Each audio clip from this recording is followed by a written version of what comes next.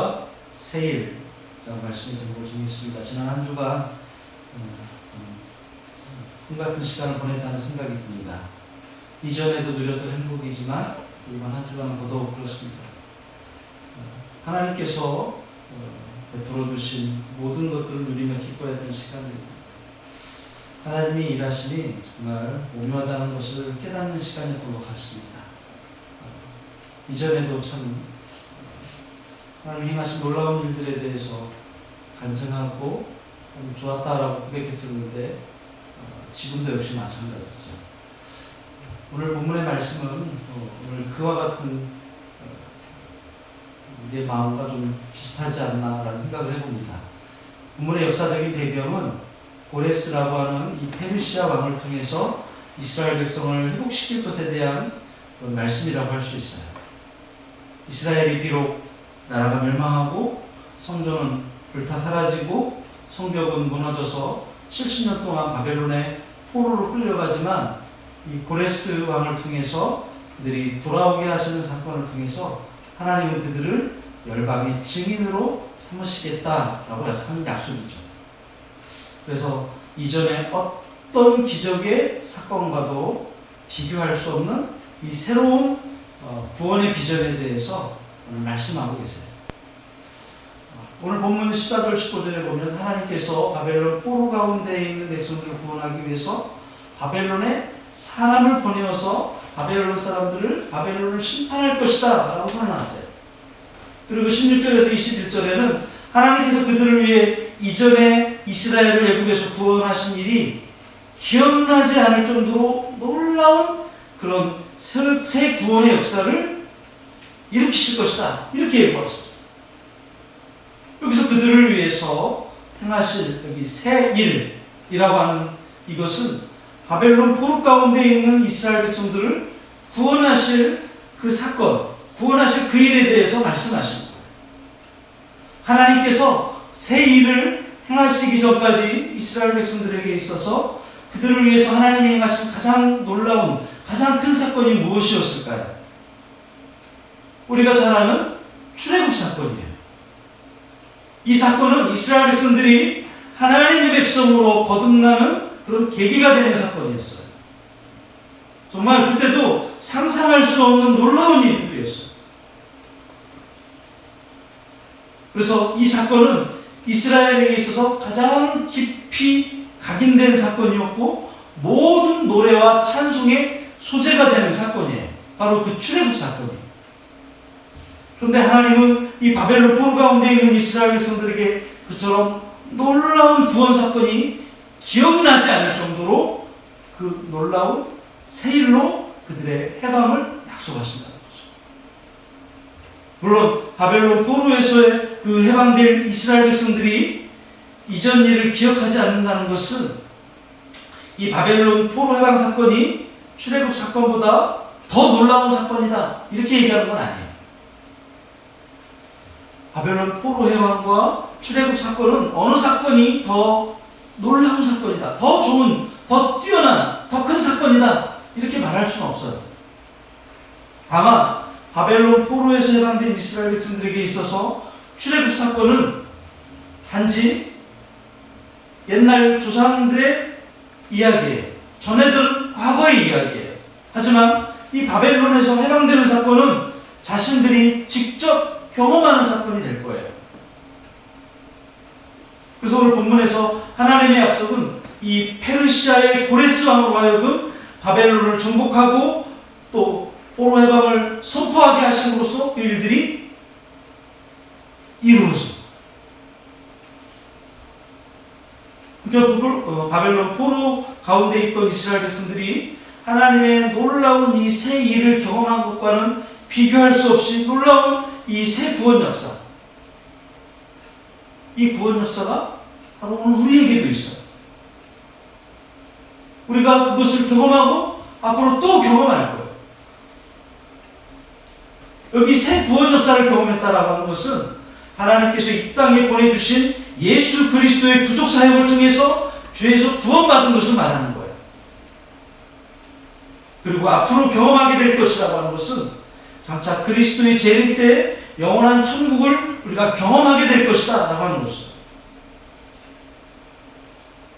마치 이스라엘 백성들이 과거에 출애굽 사건을 통해서 하나님의 백성으로서 이제는 죄가 다스리는 죄의 세상이 아니라 하나님이 인도하시는 하나님의 백성으로서 거듭나는 그 출애굽 사건, 그것은 오늘 우리에게 있어서는 예수 그리스도로 말미암아 십자가를 통해서 구원받은 사건과 같아요. 그런데 그것으로 끝나는 게 아니라는 거예요.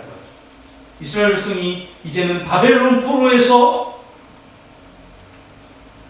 벗어나서 해방되어서 하나님의 그 안식과 하나님이 약속하신 그 놀라운 은혜를, 놀라운 것들을, 축복을 경험하게 될 것처럼 우리도 앞으로 그 일들을 경험하게 될 거야.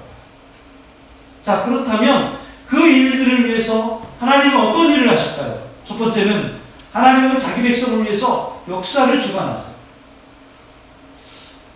오늘 우리 이사야 43장 14절 말씀을 한번 같이 읽어보도록 하겠습니다. 시작. 너희는 구속자여 이스라엘의 거룩한 이 여호와가 나노라. 너희를 위하여 내가 바벨론에 사람을 보내어 모든 갈대아 사람에게 자기들이 연락하던 배를 타고 도망하여 내려가게 하리라.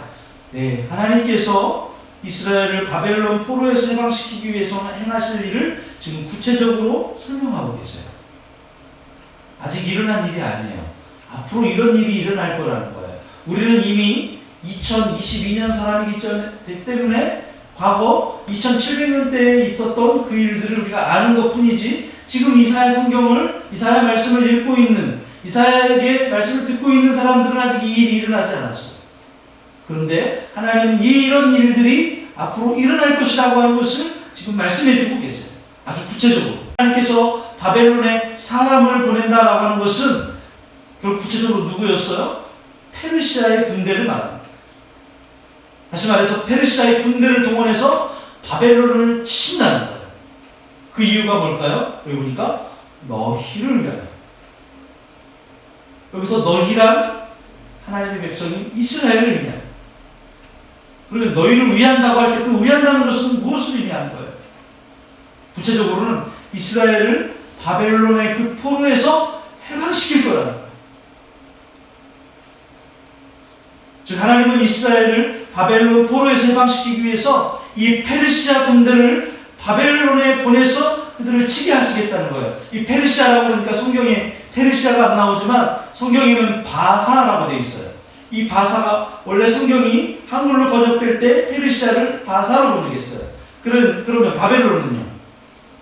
바빌로니아가 지금 바벨론으로 번역된 거예요.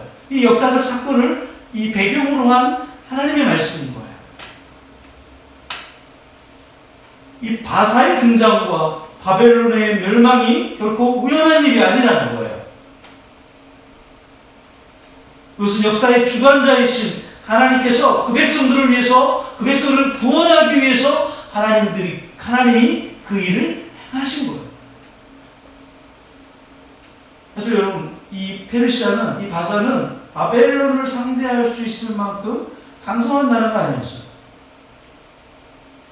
안산이라고 하는, 우리 대한민국의 안산 말고 이 안산이라고 하는 이 페르시아 쪽에 아주 작은 이 나라가 있어요. 근데 이 작은 나라가 자기들보다 월등한 메데라고 하는 나라, 성경에는 이 역사에는 메디아라고 되어 있어요. 이 메디아라고 하는 나라를 그들이 짧은 시간에 통합을 해요. 그리고 나아가서는 바벨론까지 정복해서 페르시아라고 하는 제국을 건설하게 돼요. 심지어 이 페르시아의 바벨론 정복은 거의 무혈 입성에 가까운 거였어요. 당대 최대의 제국을 그것도 무혈 정복했다라고 하는 것은 이거 상상할 수 없는 놀라운 일이죠.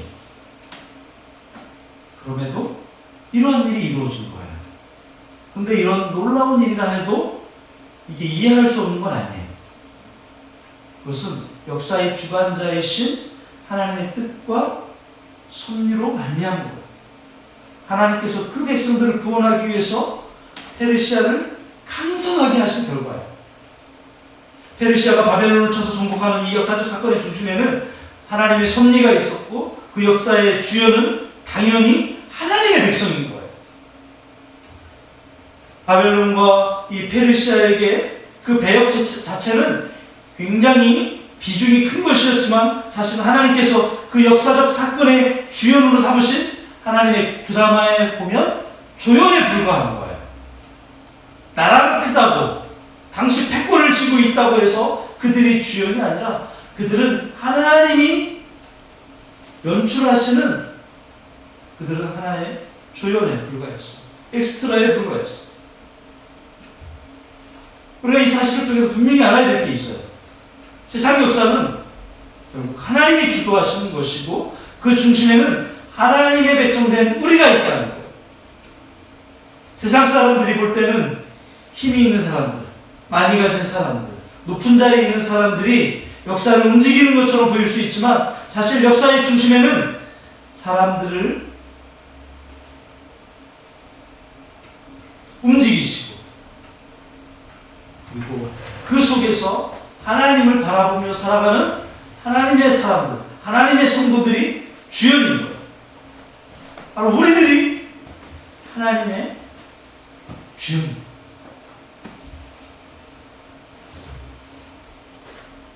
돈 많은 사람, 많이 가진 사람, 높은 지위에 있는 사람이 아니에요. 여러분, 성경의 최초의 그 살인자 누구죠? 가인. 그 가인이 누구를 죽여요? 동생 하벨을 죽여요. 형의 질투로 덧없는 안개 같은 짧은 생을 살다가 죽임을 당했어요. 하지만 믿음의 제사로 하나님을 기쁘시게 한 사람이라고 성경은 증거하고 있어요. 에녹을 볼까요? 여러분, 에녹은 누구도 알지 못해요. 하지만 300년간 하나님과 동행하다가 하나님이 데려가심으로 세상에 있지 않았다고 했어요. 노아는 어때요? 모든 사람이 악을 행하고 땅이 죄악으로 가득한 가운데서도 하나님과 동행했다고 했어요. 또한 아브라함은 불신과 죄악과 우상 숭배가 난무하는 그 바벨론 근동 땅에서 거룩한 하나님의 부르심에 응답해서 믿음의 순례를 시작하지 않습니까? 그의 믿음의 대를 이은 이삭과 야곱 그리고 이스라엘이라고 칭하는 야곱의 12아들 애굽 땅에서 종살이하였지만 하나님의 긍휼과 자비와 그 능력으로 구원받아서 광야를 행진하는 이스라엘의 자손들이 있어요. 사람들은 그들을 비줄이라고 아싸라고 해요. 하나님은 그들이 아싸가 아니라 인싸가 되게 주역이 되게 하세요. 그의 역사 가운데 이제 흔적도 없이 사라진 것처럼 보였지만 하나님은 그들을 눈의 보석과 같은 남은 자들이라고 말씀하셨어요. 나라가 멸망해서 성전이 불타 없어져서 성벽이 무너져서 왕은 죽임을 당하고 그나마 하나님 섬기며 살겠다고 한 사람들은 바벨론 포로로 끌려가서 흔적도 없이 사라졌지만 하나님은 그들을 남은 자들이라고 너희를 보석받다라고 그렇게 얘기해 주시면서 그들에게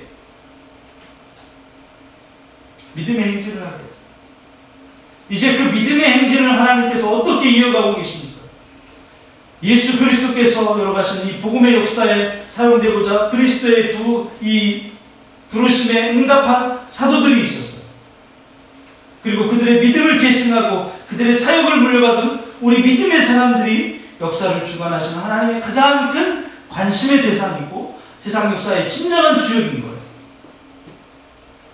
이 세상 역사의 주관자는 하나님이세요. 이 세상 모든 역사의 배후에는 하나님이 계세요. 즉 하나님께서 당신의 뜻을 이루기 위해서 세상 역사를 주권적으로 이끌어갔어요. 세상 나라들의 흥망성쇠도 철저하게 하나님의 섭리로 말미암는 거예요. 이처럼 역사의 유일한 주관자이신 하나님은 그 원대하고 위대한 역사를 이루어가시면서 우리를 그 주역으로 세우셨어요. 그렇기 때문에 우리는 어떻게 살아야 돼요? 우리는 당당하게 살아야 돼요. 우리는 힘없는 것 같고 보잘것없는 것 같지만 하나님 우리를 통해서 역사가 달라지게 만드실 수 있고 또 아름다운 역사를 만들어 가실 수 있기 때문에 우리는 그 하나님의 부르심에 합당한 삶을 살아야 돼요. 오늘 성경 말씀 신명기 7장 6절의 말씀 한번 같이 읽어봅시다. 시작. 너는 여호와 내 하나님의 성민이라. 내 하나님 여호와께서 세상 만민 중에서 너를 자기 기업의 백성으로 택하셨나니. 아멘. 예레미야 2장 3절 말씀 볼까요? 시작. 이스라엘은 여호와를 위한 성물 곧 그의 소산 중 첫 열매이니 그를 삼키는 자면 모두 벌을 받아 재앙이 그들에게 닥치리라. 여호와의 말씀이니라. 네, 이스라엘은 여호와를 위한 성물 곧 그의 소산 중 첫 열매. 이 첫 열매를 삼키면 어떻게 하시겠다고요?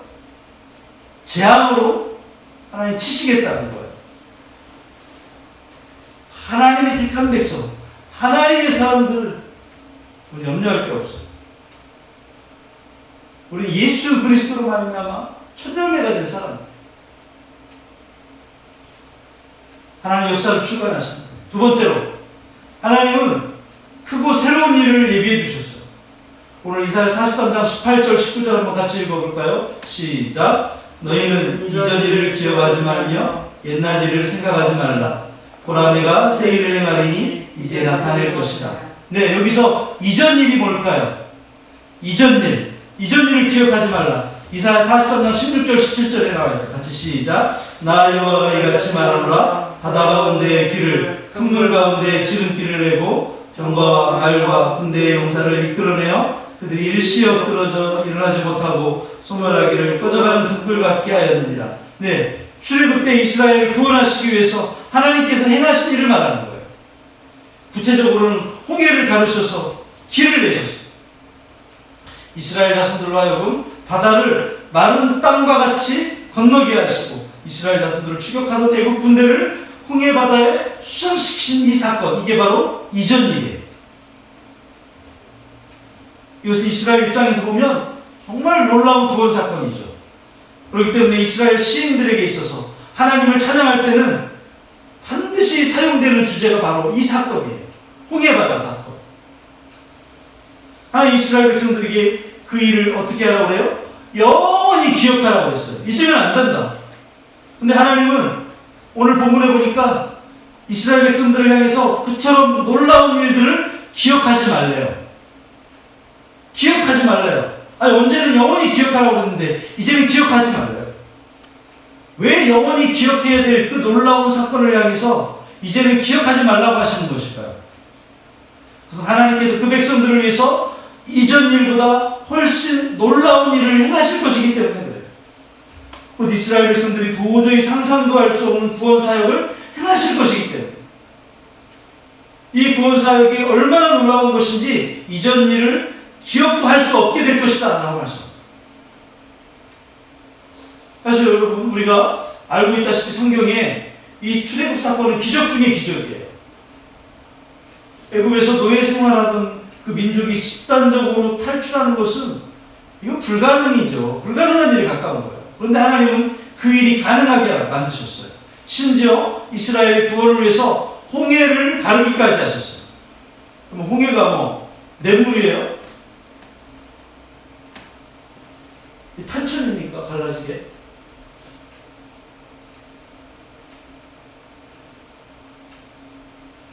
밤새도록 동풍을 불어서 바다가 벽이 되게 하셨어요. 그 속으로 발목이나 허리나 어깨 이 정도가 아니에요. 그 바다를 가르셔서 그 일을 해내시는 거예요.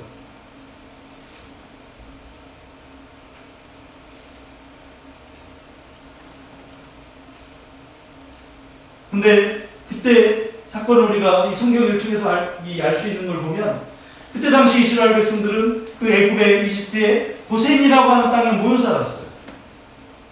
그래서 모세의 명령에 따라서 일사불란하게 움직일 수 있었어요. 양을 잡으라면 양을 잡고, 피를 바르라면 피를 바르고, 그 밤새 먹으라면 먹고, 집에 있으라면 있고, 나오라면 나오고, 아주 일사불란하게 움직여요. 그에 비해서 이 바벨론은 어때요? 바벨론의 포로로 잡혀갔던 이스라엘 백성들은 지금 바벨론 제국 전역에 흩어져 살고 있어요. 어느 지도자 한 사람의 명령에 따라서 일사불란하게 움직일 수 있는 그런 여건이 아니에요. 상황이 아니에요. 그럼에도 불구하고 그들은 포로에서 해방되자마자 한 지도자의 명령을 듣고 움직이듯이 한 곳으로 모여서 그들이 귀한 길에 올라요. 여기에서 보면 출애굽 사건 때보다 더 놀라운 하나님의 역사가 개입하고 있다고밖에 그렇게 볼 수밖에 없어요. 그래서 출애굽 사건, 그 출애굽 구원 때보다 더 놀라운 사건이라고 말합니다. 근데 하나님은 그런 출애굽 사건이나 바벨론 포로 귀환 사건보다 더 놀라운 사건을 우리를 위해서 준비해 두고 계시는 걸 여러분 아십니까?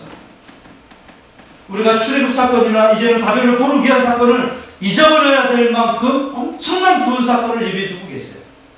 이 구원 사건은 장차 이 세상의 마지막 때도 이루어질 거예요. 하나님은 이 세상 마지막 때 세상은 물론 모든 악한 원수들을 심판하고 멸하실 거예요. 그리고 바벨론 제국 정도가 아닌 세상 곳곳 동서남북을 통틀어서 모든 곳에서 하나님의 백성들을 불러 모으시고 온전히 구원하셔서 영원한 하나님 나라로 이끌어가실 거예요. 이러한 구원이 여러분 지금 우리들 각자의 삶 속에서도 예비되었고 구체적으로 이제 실현될 거예요. 현재에도 생생하고 커다란 그 구원의 역사를 허락해주고 계십니다. 또한 이루어주실 뿐만 아니라 장차 이루어 더 큰 구원을 우리가 기대하고 살아야 되는 거예요.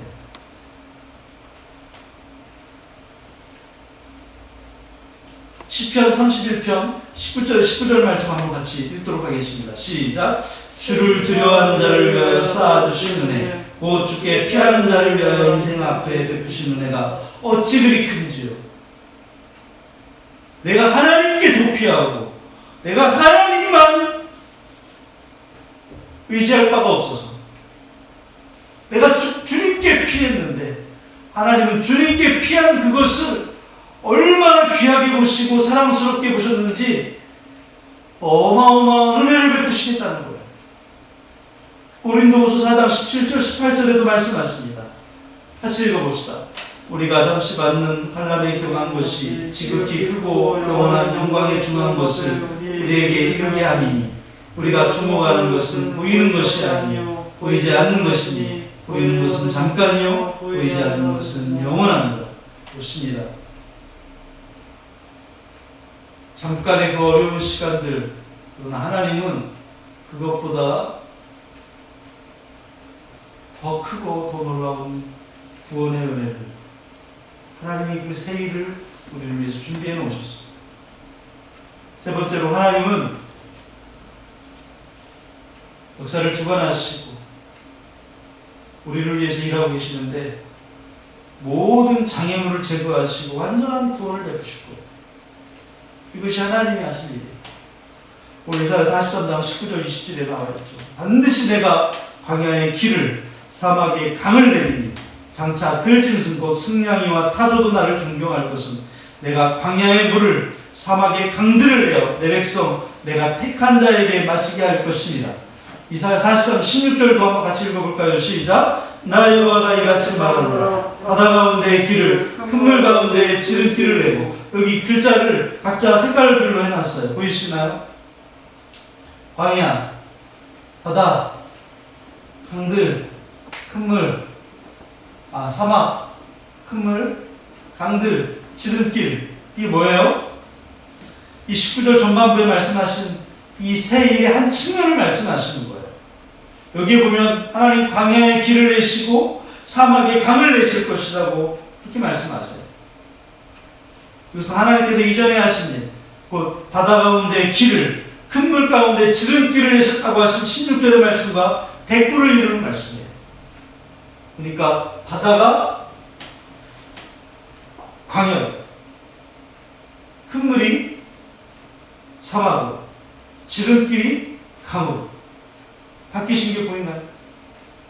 하나님께서 행하실 새 일이라고 하는 것은 상황만 바뀌었을 뿐 이전 일과 거의 유사하게 진행될 거라는 뜻이에요. 사실 바벨론 포로 귀환 사건은 제2의 출애굽 사건이라고 여길 정도로 출애굽 사건과 굉장히 유사한 면이 많아요.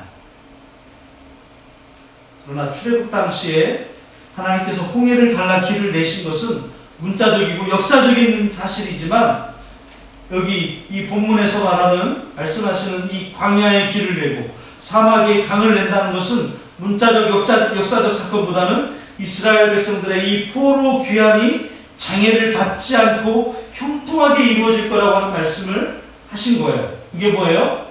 고레스 왕을 통해서 하나님이 그들에게 너희는 너희 조국으로 고국으로 돌아가라. 아닥사스다 왕을 통해서 너희들 다시 성전을 지어라. 모든 필요한 것들을 다 공급해라.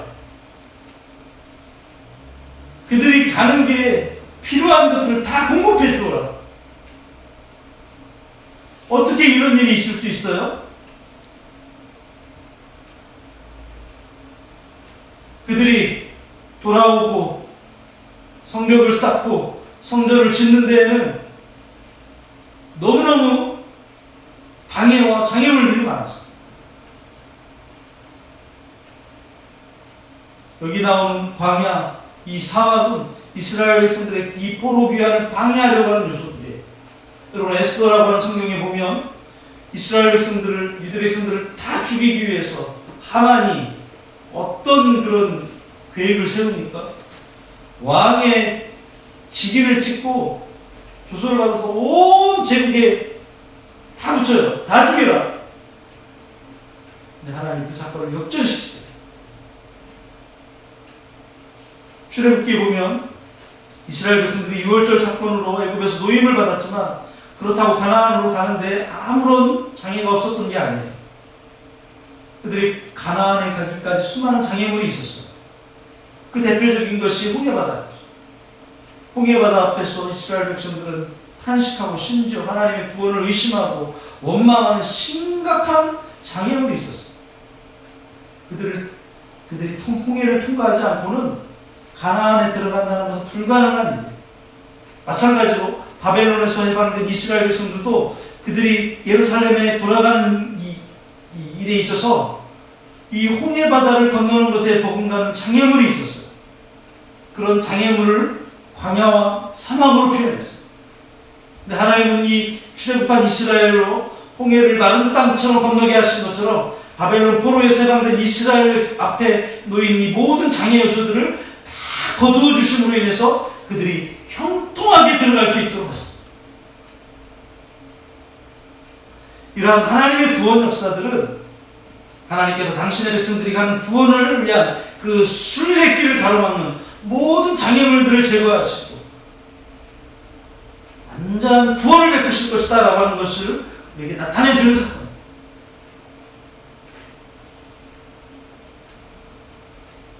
궁극적으로 여러분 보세요. 예수 그리스도의 대속으로 말미암아서 우리는 죄에서 해방되어서 이 땅에 살아가지만 그럼에도 하나님의 사람들 우리 앞에는 수많은 장애물들이 놓여있어요. 근데 하나님께서 뭐라고 말씀하세요? 광야의 길을, 사막의 강물을, 지름길을 다 제거하시고 하나님이 형통하게 하겠다고 말씀하세요. 우리가 이 땅에서 사역을 다 마치기 전까지 우리 앞길에는 홍해나 광야 같은 그런 장애물들이 여전히 있어요. 자칫 낙심할 수 있는 이 장애물들이 과거 하나님이 홍해를 가르치고 바벨론을 포로에서 귀환하는 백성들을 보호하시고 사막에 길을 냈듯이 하나님 우리 앞에 놓인 장애물들을 제거해 주실 것이다 라고 약속하고 계십니다. 그래서 우리가 어떻게 해야 돼요? 우리 앞에 장애물이 있다 해도 두려워하지 말아야 돼요. 그것이 아무리 크고 설사 절망스럽게 보인다 할지라도 두려워하지 맙시다. 낙심하지 맙시다. 모세처럼 당당하게 하나님이 행하실 그 큰 일을 기대하면서 잠잠히 기다립시다. 그리고 하나님의 도우심을 의지해서 발걸음을 내딛읍시다. 절망의 강물과 같은 장애물이 사라지고 그 앞에 하나님의 구원의 대로가 놓여지는 역사를 우리가 다 경험하게 될 거예요. 낙심을 주고 심령을 공고케 해서 죽음에 이르게 하는 사막이 우리 앞에 있어요. 그러나 그것이 변해서 생명의 강물로 변하는 역사를 우리가 체험하게 될 거예요. 하나님은 우리 앞에 있는 장애물을 제거하시는, 따라합시다. 하나님은 우리 앞에 있는 장애물을 제거하시는 분이시다. 네, 우리가 여러분 믿음으로 고백하세요. 하나님, 우리가 믿음으로 이렇게 고백하면 그 일들을 하나님이 우리의 입술을 통해서 하시는 거예요. 아이, 그런 말 100번 1000번 한다고 다 되면, 예, 우리 믿음의 사람에게는 그 입술에 능력이 있어요. 그래서 그렇게 되는 거예요. 우리가 기도하니까 되잖아요. 기도하니까 깨어나고 살아나고 고침받고 이루어지는 거잖아요. 우연이 되는 거라고요? 약이 좋아서? 운이 좋아서? 아니에요. 그럴 것 같으면 성경이 왜 있어요? 오늘 이사야 선지자는요, 언제 때 사람이에요? 아수르가 북이스라엘을 멸망시키고 그리고 얼마 되지 않아서 이 이스라엘을 침공해 오는 바로 그 시점이에요. 바벨론은 그 뒤로부터 한참 뒤에요. 지금 이 사건을 이렇게 얘기하는 것은 앞으로 너희들 운이 좋을 것이다, 이런 얘기를 하는 게 아니라 하나님이 이미 그렇게 하기로 결정하시고 그 일들을 하시겠다는 거예요. 이것이 과거 2500년 전에 이스라엘 백성들에게만 있는 일이 아니에요. 오늘 우리에게도 있는 일이에요. 앞으로 있을 일이다.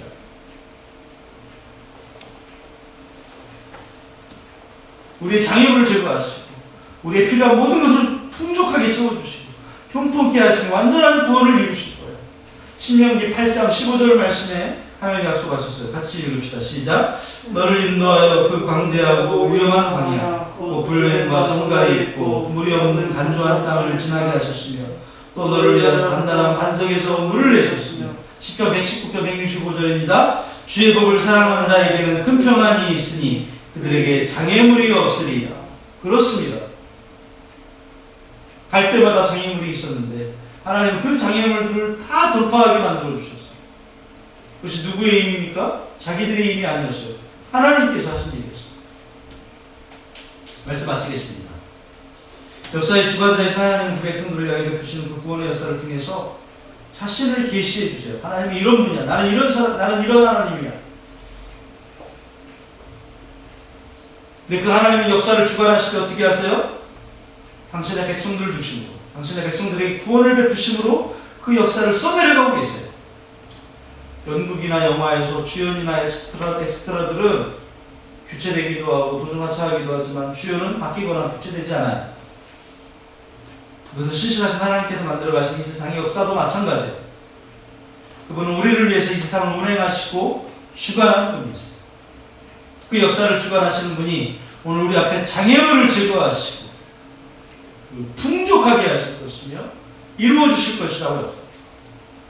우리는 이 세상 역사의 주체로서 자긍심을 가지고 하나님의 붙으심과 도우심을 확신하며 살아갑시다. 여러분, 우리가 믿음이 없을 때도 있어요. 베드로처럼 풍랑이 있는 바다에서 두려움 가운데 떨고 있을 수도 있어요. 그때 예수님을 보고 베드로가 얘기합니다. 주님, 주님이시거든 나도 그 물 위를 걷게 하십시오. 예수님 말씀하세요. 걸어오라. 베드로가 믿음으로 발을 내딛었을 때 물 위에 서 있었어요.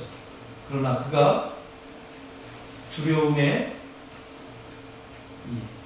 떨고 있을 때 그는 물속으로 빠져들어가죠. 물 위를 걷게 할 수 있는 것이 어떤 능력이냐면 바로 믿음의 능력. 이전 일과 새 일은 하나님이 베푸신 구원의 역사들을 말합니다. 하나님이 이전에도 우리를 위해서 구원을 베푸시고 앞으로도 우리를 위해서 구원을 베푸실 거예요. 하나님은 여전히 동일하시고 여전히 신실하시고 여전히 역사하시는 우리가 새 발걸음을 내디딜 때마다 하나님은 우리와 함께 하십니다. 우리 그 하나님 바라보고 우리 이 시간 찬양하면서 나아갑시다. 찬송가 주 안에 있는 나에게 370장 우리 하나님을 찬양하고 기도하겠습니다.